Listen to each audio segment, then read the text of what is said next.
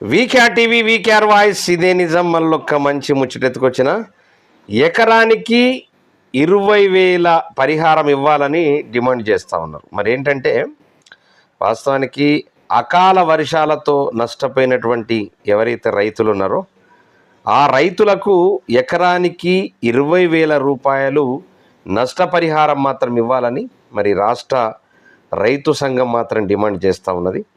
వాస్తవానికి రైతులు మాత్రం ఈ వడగళ్ళ వానతో మరి ఉత్తర తెలంగాణలో మాత్రం భారీ నష్టం జరిగినట్లు మనకు తెలుస్తూ ఉన్నది.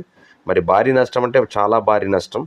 మరి ప్రభుత్వం వెంటనే వివరాలను మాత్రం సేకరించి మరి వాణిజ్య పంటలకు ఎకరానికి 40,000 ఇవ్వాలని కోరింది. మరి కాగా మరి నష్టపోయినటువంటి అన్నదాతలకు ఎకరానికి రూపాయలు 10,000 పరిహారం ఇస్తామని చెప్పేసి ప్రభుత్వం ఇటీవల ప్రకటన చేసిన మాట వాస్తవం.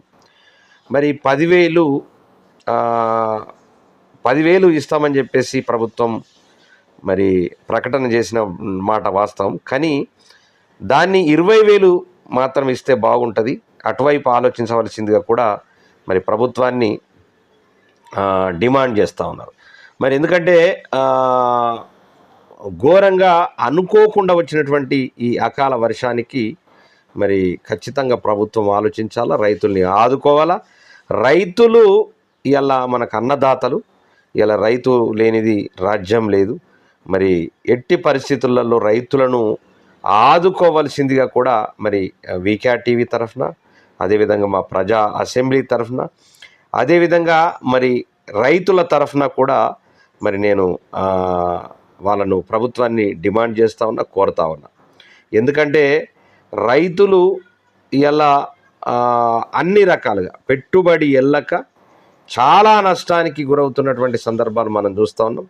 మరి ఎప్పటికీ కూడా ప్రభుత్వం రైతుల పక్షాన ఖచ్చితంగా ఉండాలా, రైతుల పక్షాన దృష్టి పెట్టాలని చెప్పేసి కూడా వీకేఆర్ టీవీ కోరుతూ ఉంది.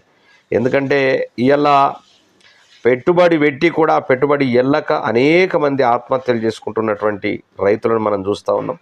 మరి అలాంటి పరిస్థితుల్లో ఉన్న తెలంగాణ రాష్ట్రంలో, అది ఆంధ్రప్రదేశ్ రాష్ట్రంలో ఖచ్చితంగా రైతుల పక్షాన ప్రభుత్వం ఎట్టి పరిస్థితుల్లో ఉండి ప్రభుత్వానికి రైతులకు ఎలాంటి ఇబ్బంది లేకుండా ప్రభుత్వం ఖచ్చితంగా చూడవలసిందిగా కూడా వీకేఆర్ టీవీ కోరుతూ ఉన్నది. మరి అటువైపు ఈ అకాల వర్షాలకు నష్టపోయిన వాళ్ళకు మాత్రం పరిహారం మాత్రం ఇమీడియట్లీ చెల్లించాలని కోరుతా ఉన్నాం.